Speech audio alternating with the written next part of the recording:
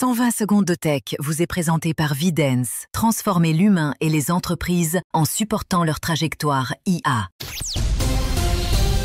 C'est l'édition du lundi 29 septembre. Spotify a supprimé plus de 75 millions de titres jugés problématiques, marquant un tournant face à la prolifération de musique générée par IA. La plateforme déploie une stratégie en 3 volets: adoption d'une norme mondiale de transparence pour déclarer l'usage d'IA, mise en place d'un filtre anti-spam pour neutraliser les fraudeurs et répression des hypertrucages musicaux.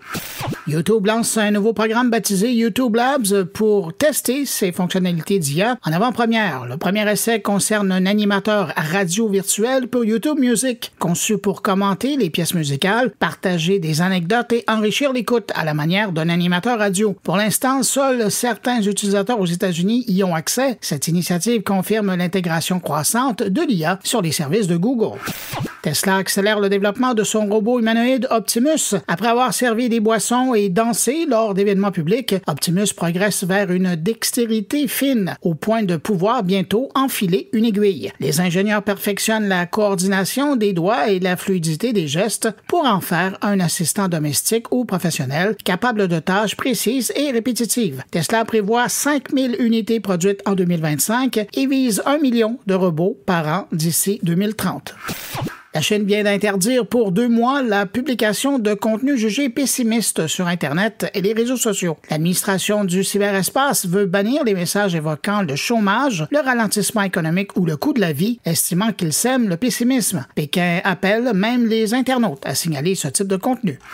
Et puis en terminant, en Corée du Sud, un incendie survenu vendredi dans le Centre national de données a mis hors ligne 647 services TI gouvernementaux du pays. Le ministère de l'Intérieur indique que 96 systèmes ont été directement endommagés et que leur rétablissement complet pourrait prendre 2 semaines. Le président sud-coréen a présenté ses excuses et promis de minimiser les perturbations alors que les autorités enquêtent sur l'origine du feu. À demain!